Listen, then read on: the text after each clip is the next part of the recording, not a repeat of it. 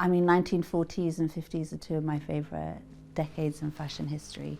So to do a World War II movie with Guy, I knew would be a wild and fun adventure, especially costume-wise.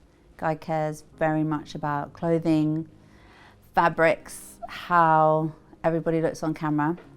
So I knew this would be a wild and fun adventure to create a 40s wardrobe through the eyes of Guy and me.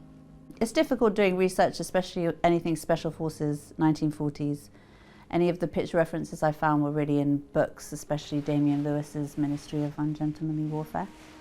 But I really dug deep into that whole world of merchant seamen, and you can see the textures, the prints, and the style in which all of these lads in those days wore their clothes. So it was important for me that each one of our 5 guys had their own sense of style through not just what they're wearing, but how they wear it, giving them all their own unique silhouettes. So you can essentially tell who's who just by looking at their silhouette.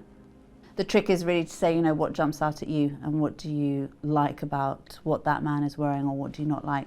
And each of them had their own sense of style that they noticed. It was important to bring that element into their capsule wardrobes that I created, and then when you have them into the fitting, I think it's important to let them take the lead a little bit in what and how they want to wear it, and then I just tidy it up in the end. I mean, at the end of the day, I'm only going to present them with clothes that I want them to wear anyway, so giving them a bit of freedom lets them think a little bit like they're in charge, but I'm still in charge. So I worked really closely with our production designer, Martin John, to make sure the fabrics and the colours that I was using for each of them worked with the sets and the environment. And then we've got Edward, our amazing DP. And because we're shooting out at sea, it's really important that all of those colours work out there in this wonderful natural daylight too.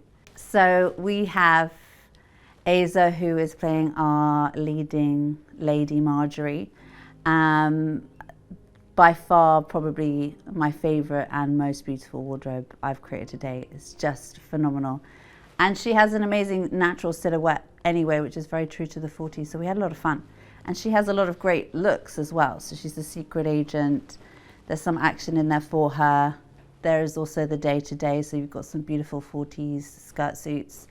And then we have the fancy dress party, where originally it wasn't the Cleopatra costume. I did have to convince a few people that that was the way to go.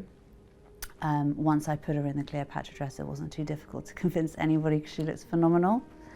And then any other excuse I could have really to get her into a new costume, I did, and worked closely with Guy and Max to make sure that we could do that. But her wardrobe is absolutely beautiful. It's all bespoke, all nods to the 1940s, but then heightened for her character and all the action and the journey that she goes through.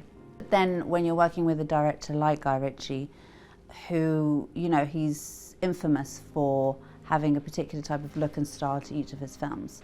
So then I have to look through it all with his eyes, with his sense of style in mind. And that's when it becomes a little bit more fun. You know, in every one of his films, he has almost like a group or a gang look for everybody. And it was important to me that I created that for our leading lads, our merchant seamen, special forces guys. So they don't just look fantastic on their own, but they look brilliant as a unit. So it's fun, it's exciting, it's action-packed, it's beautiful.